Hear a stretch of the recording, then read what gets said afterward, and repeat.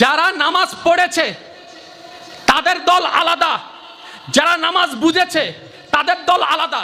শর্টকাটে বললে বুঝতে পারবেন, নামাজ ফরজ সবাই জানে, 5 বার মসজিদের মুয়াজ্জিনে ডাকে, একজনও যায় না, এগুলা হচ্ছে নামাজ পড়নেওয়ালা।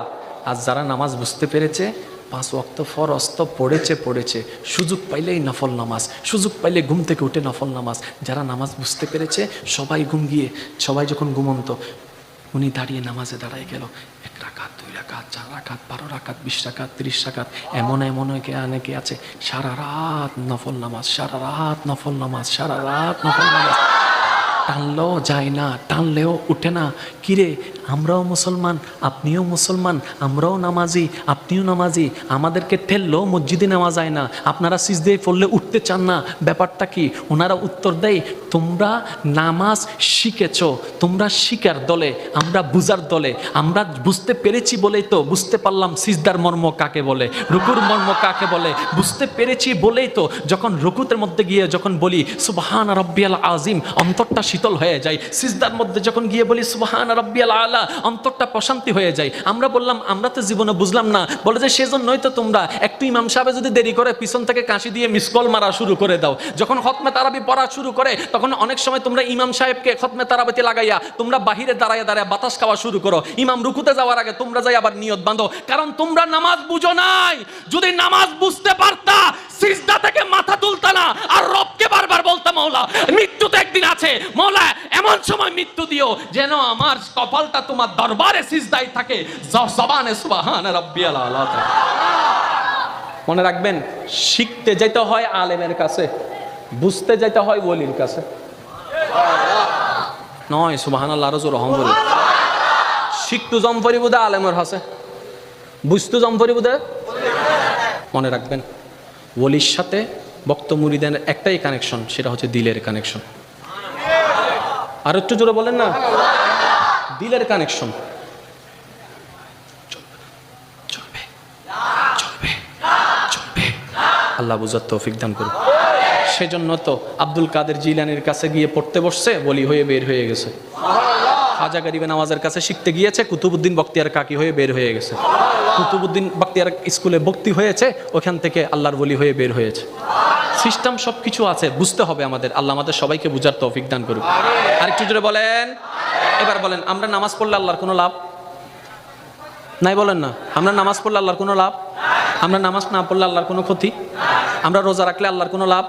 আমরা রোজা না রাখলে আল্লাহর কোনো ক্ষতি?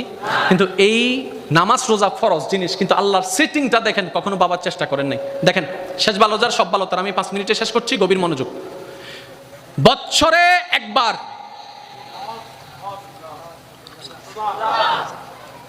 বৎসরে একবার, জীবনে একবার হজ ফরজ, কিন্তু জীবনে একবার। যাকাত ফরজ, বছরে একবার। রোজা ফরজ, বছরে একবার। নামাজ ফরজ, 6 মাসে একবার। দৈনিক কখনো কি ভেবেছেন হজ ফরজ 6 মাসে দেয় নাই, জীবনে একবার। যাকাত ফরজ 3 মাসে দেয় নাই, বছরে একবার। নামাজের মধ্যে এমন আছে কি যেটার কারণে প্রত্যেক দিন দিল? আরেকটু সহজ করি। দুপুর থেকে জোহর থেকে আসর মাঝখানে সময়, জোরে বলেন। জোহর থেকে আসর মাঝখানে সময়, আসর থেকে মাগরিব মাঝখানে সময়, মাগরিব থেকে এশা মাঝখানে সময়, এশা থেকে ফজর, ফজর থেকে জোহর। মাওলা জোহর আসর মাগরিবের সময় তুমি সংক্ষিপ্ত দিলা, ফজর থেকে জোহর লম্বা দিলা কেন? এশা থেকে ফজর লম্বা দিনা কেন? মাওলা বলে যে আমার দেওয়ার মধ্যেও কারণ আছে, কারণগুলা খুঁজে বের করতেই নামাজে মজা পাবি। সুবহান। আরেকটু সহজ করার চেষ্টা করছি। জোর নাকি বেজোর আমরা সবাই জানি। এক আই বম মারি দিমদা ওয়াজিবে জোর হইলে আরো জোর হন। 1 2 3 4। জোর কারে বলে জানি, বেজোর কারে বলে সেটাও জানি। এবার একটু খেয়াল করবেন, ফজরের নামাজ, জোরে বলেন ফজরের নামাজ, জোর। ফজরের নামাজ, জোহরের নামাজ, আসরের নামাজ, এশারের নামাজ, মাগরিবের নামাজ।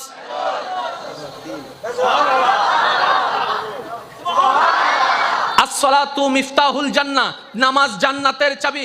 আসসালাতু মেরাজুল মুমিনিন, নামাজ মওলার সাথে দিদারের মাধ্যম। তাহলে এই নামাজ যেমন তেমন না, কিছু না কিছু আছে। এই নামাজকে সেটিং করেছেন ফজর জোর, জোহর জোর, আসর জোর, এশা জোর, মাগরিব বেজোর।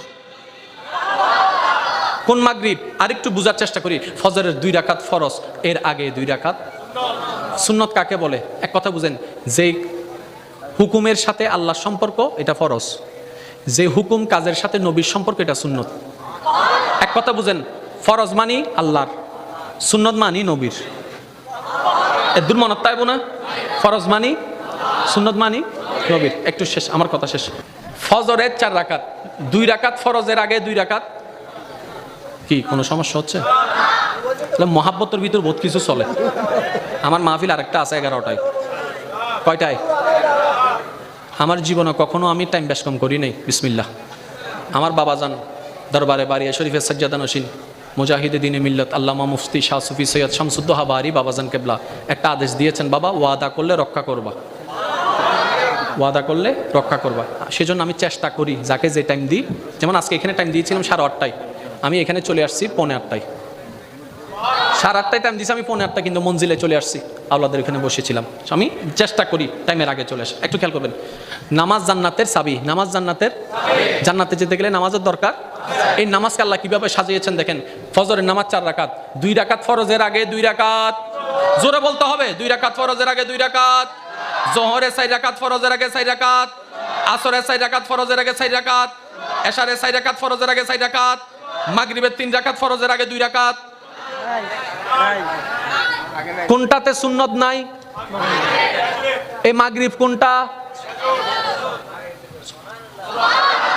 মৌলা সারগো জোর উগ্গ বেজুর, ইবেতে সুন্নত নাই, ব্যাপার কি? হয়তো তো আগে শোনা আর কেন জোরে না হদ। তো পড়নে वाला আলাদা, বুঝনে वाला আলাদা। नमाज में क्या मजा, सजदे में सर झुका के तो देख। সব রোগের কম পক্ষে কিছু না কিছু ওষুধ আছে, কিন্তু একটা রোগের ওষুধ নাই, ই বলদি মন রোগ। ওই সাইও মাঝে মধ্যে ওই বিড়ি সুত ইলেগুলো বই দেয়, কি দে তুত্তন মালার কেউ কিছু হই না, না কেউ গাল দিই না, না তো কি দে মন কিল্লা খারাপ হতে এনে কেন এবেলিতে লইয়ে ডাক্তার হাসে গিয়ে, ও ডাক্তার আর বন্ধু তো শেষ, কি দে ক্যান্সার হতে না, ডায়াবেটিস না, প্রেশার না, ওই দেখি হতে মন খারাপ, ওগো ওষুধ তাইলে দাও না। ডাক্তার ইতারে সুন্দর করে ওষুধগুলো লেহি দেওয়ার পর ফার্মেসিত গিয়ে ফার্মেসিত তো ওষুধ কিনে আনার পর ইতারা হাবানোর পর যদি শুধু 24 ঘন্টা গুমজাত দেয় যার তিতা আবার গিয়ে ডাক্তার হাসে, ও ডাক্তার তোমারও হয়তো মন বালা করিবে ওষুধ দিবে, তুই তো গুমুর ওষুধ দিতে না, হদ দে ওষুধ দিবে তাইলে তুই আনা দে। হ্যাঁ বললো প্রত্যেকদিন হচ্ছে চলো, তার নিজের মনোবালা নাই, ওষুধ দিবে তাইলে আনা দে, তুই মাতো না তো গুমুর ওষুধ কা দিলে হয়তো সালাকি করে দিয়ে দি, হতে কেন হয়তো গুম গেলে টেনশন লাগে না, হতে না এতালে দিদি গুম গেলে আর মন খারাপ আছে না। তাহলে বিজ্ঞান সমস্ত রোগের ওষুধ বের করলো, মন ভালো করার কোনো ওষুধ বের করতে পারে নাই। একবার ইসলাম নামক ওই ফার্মেসিতে আসেন, নবী মুস্তাফার ডাক্তারখানায় আছেন, নবী বলবে কোরআন তেলাওয়াত শুরু করে দাও, মনে প্রশান্তি হয়ে যাবে, নামাজ পড়া শুরু করে দাও, মনে প্রশান্তি হয়ে যাবে, সিজদার মধ্যে মাথা ঝুঁকাই দাও, অন্তর প্রশান্তি হয়ে যাবে। সুবহানাল্লাহ, আলা বিযিকরিল্লাহ তাতমাইন্নুল কুলুব। এবার আসেন, আমি একটা অনুরোধ করব, মন খারাপ হলে অনেকে গান শুনেন, এমন করেন তেমন করেন, কত কিছুই তো করছেন। আমি ছোট্ট ভাইয়ের একটা আবদার রাখবেন, মাঝে মধ্যে মন খারাপ হলে কিচ্ছু করার দরকার নেই, শুধু যাই নামাজটা বিছায়া ডাইরেক্ট এমনি শুধু সিজদায় চলে যাবেন, কিচ্ছু পড়ার দরকার নেই, শুধু চোখটা বন্ধ করে রাখবেন, সিজদায় পড়ে থাকবেন। 2 থেকে 3 মিনিট পরে দেখবেন যে আপনার মনের মধ্যে কেমন যেন একটা শান্তি লাগা শুরু হয়েছে, প্রশান্তি লাগা শুরু হয়েছে। এবার আপনি অনুভব করতে থাকবেন সেই শান্তিটাকে, বুঝার চেষ্টা করবেন আমি তো কিছু করি নাই, তাহলে শান্তিটা আসছে কোন জায়গা থেকে? আরে অজু তো বানাই নাই, যে অজু না করে যদি সিজদায় এত মজা হয়, জিকির ছাড়া যদি সিজদায় এত মজা হয়, না জানি অজুওয়ালা সিজদা কেমন হবে, জিকিরওয়ালা সিজদা কেমন হবে, প্রেমওয়ালা সিজদা কেমন হবে। আমি তো সিজদায় গিয়েছি নিজের স্বার্থে, যদি কোনোদিন মওলার প্রেম নিয়ে যেতে পারি সেই দিন শান্তিটা কেমন হবে। সেই জন্য তখন বুঝতে পারবেন ইমাম হোসেন কিভাবে এবং কেন সিজদা অবস্থায় শাহাদাত বরণ করেছেন। সুবহানাল্লাহ, একবার দরুদ শরীফ পড়েন, আল্লাহুম্মা